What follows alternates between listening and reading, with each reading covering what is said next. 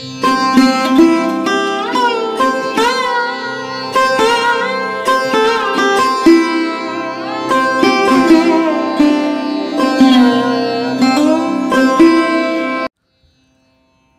ভূতেশানন্দজি মহারাজের প্রবন্ধ শ্রীরামকৃষ্ণের ভাবাদর্শ থেকে নির্বাচিত অংশ, পত্রিকার নবম বর্ষ, প্রথম সংখ্যা।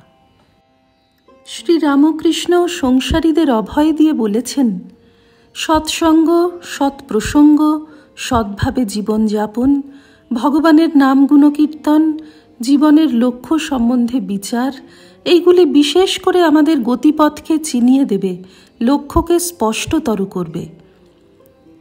শ্রীরামকৃষ্ণ এবং অন্যান্য অবতারেরাও এই কথাই বলেছেন যে, আমি পথ, আমার ভিতর দিয়ে তাঁকে প্রাপ্তির উপায় দেখো।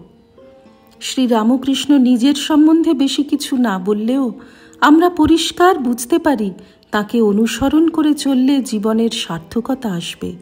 আমরা বুঝব, কেবল খেয়ে পরে বংশবৃদ্ধি করে পশুর মতো জীবনযাপন করছি, এতে জীবনের সার্থকতা নেই।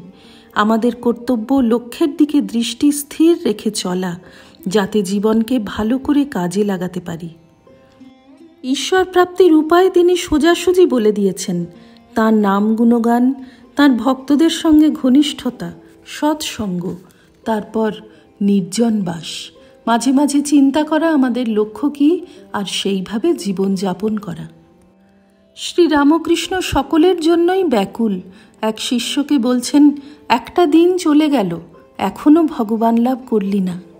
সকলের মধ্যে এই ভাব জাগিয়ে দেওয়ার জন্য তিনি ব্যগ্র। তোমরা দুর্লভ মানব জন্ম পেয়েছ, তোমাদের লক্ষ্য তাঁর আদর্শে জীবনকে রূপায়িত করা, নিজের নিজের ব্যক্তিত্বকে তাঁর মধ্যে মিশিয়ে দেওয়া। তাঁকে লাভ করার মানে হলো এই।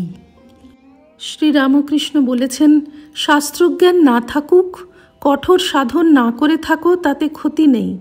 আন্তরিক আগ্রহ নিয়ে তাঁকে চাও, প্রার্থনা করো, প্রার্থনা পূর্ণ হবে। তাঁকে লাভ করবার জন্য ব্যাকুলতা আনো। দিন চলে যাচ্ছে, তা ভাবছ না? যে দিনটা চলে গেল তার ফিরে আসবে না। বলছেন, পাণ্ডিত্য নয়, সংসার ত্যাগও নয়, কেবল তাঁকে ভালোবাসতে হবে, তাঁর উপর নির্ভর করতে হবে, শরণাগত হতে হবে, পবিত্র হতে হবে।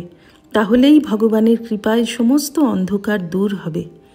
1000 বছরের অন্ধকার ঘর একটা দেশলাই কাঠি জ্বাললে আলো হয়ে যায়। অন্ধকার যত গাঢ়ই হোক, তাঁর কৃপায় এক মুহূর্তে তা দূর হয়ে যাবে, যদি নিজেকে তাঁর কাছে সমর্পণ করতে পারো। এই সমর্পণের জীবন কেমন, তা তিনি নিজের জীবন দিয়ে দেখিয়েছেন। ভগবানকে লাভ করলে শুধু যে মানুষের পারত্রিক কল্যাণ হবে তা নয়, ইহজগতেই তার আমূল পরিবর্তন হয়ে যাবে এবং সে জগতের কাছে আশীর্বাদ স্বরূপ হবে। জীবন যে শুধু নিজের জন্যই নয়, সমগ্র জগতের কল্যাণের জন্য, একথা মানুষ বুঝতে পারবে তার বেষ্টি জীবন সমষ্টি জীবনের একটি ক্ষুদ্র অংশ। সে যদি নিজে এই আদর্শে অনুপ্রাণিত হয়ে চলে, তাহলে লক্ষ লক্ষ মানুষ তার থেকে প্রেরণা লাভ করে কল্যাণের পথে এগিয়ে যাবে। শ্রীরামকৃষ্ণ যখন রোগশয্যায়, একজন এসেছেন তাঁর কাছে উপদেশ নিতে। সেবকরা তাকে তাঁর কাছে যেতে দেবেন না, কিন্তু শ্রীরামকৃষ্ণ ইঙ্গিতে বলছেন, ওকে আসতে দাও। এই প্রসঙ্গে ভগবান বুদ্ধের একটি কাহিনী মনে পড়ে। বুদ্ধ তখন অন্তিম শয্যায়, একজন তাঁর কাছে উপদেশ নিতে এসেছে।